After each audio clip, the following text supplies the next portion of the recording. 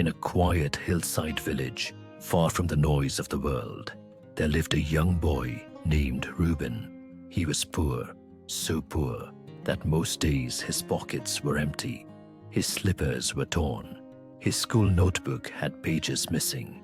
Some nights, he even slept without dinner. But inside this boy, hidden beneath the weight of life, lived something no one could see. A dream to rise, a dream to change his destiny, a dream to pull his family out of struggle. But whenever Reuben spoke about that dream, the world around him laughed. How can a boy with empty pockets think of big things? They mocked. Worry about tomorrow's food first. Their words hurt, deeper than hunger and deeper than poverty. But Reuben still believed that his future was bigger than his present. One afternoon, he sat alone under an old tree, trying to hide his tears. And that's when a traveling preacher, a gentleman named Pastor Elijah, noticed him. He walked toward the boy and asked softly, "My child, why do you look so troubled?" Reuben hesitated, then whispered, "Everyone says I can't do anything because I'm poor. They say my dreams are too big for someone who has nothing." Pastor Elijah smiled, a warm smile that could quiet even the storm inside a heart. He reached into his pocket and pulled out a small wooden cross. He placed it gently in Reuben's hand. "Look closely," he said. "What do you see?" Reuben wiped his tears. "I see a simple cross," he replied. Elijah shook his head softly. "No, child. This cross is anything but simple. It carries hope." He sat beside Reuben and continued.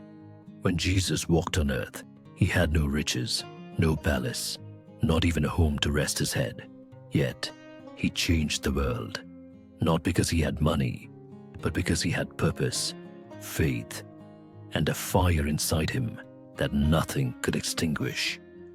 Reuben stared at the cross again, and this time, he felt something, a quiet strength, a small warmth, a light that touched the deepest part of his heart. "The world will try to tell you you're not enough," Pastor Elijah said.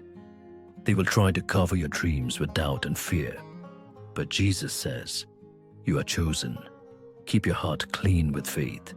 Protect the fire God placed in you." From that day, Reuben changed. He studied harder. He worked after school at a bakery, saving every single coin. He repaired old radios, learned wiring, and helped villagers fix anything he could. Life was not easy. His mother was sick and needed medicine they could not afford. His father worked long hours cutting wood, barely earning enough to survive. Reuben knew he had to become the hope of his house. Every morning, he went to school. Every evening, he worked. Every night, he studied under a weak lantern and prayed for strength. But he never stopped.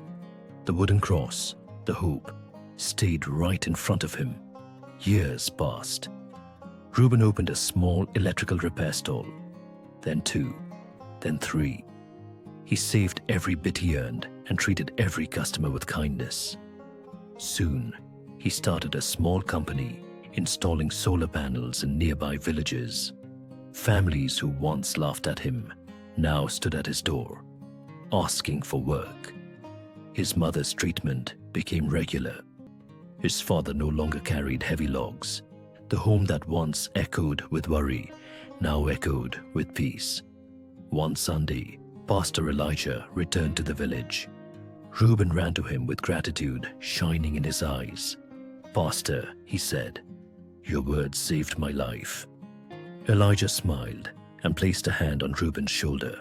"My boy," he said, "Jesus chose simple fishermen, ordinary men, poor men, to do extraordinary things.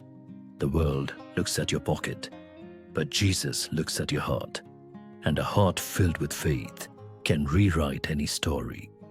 Moral of the story: Jesus never looks at how empty your pockets are. He looks at how full your faith is. If God planted a dream in your heart, no circumstance can stop it.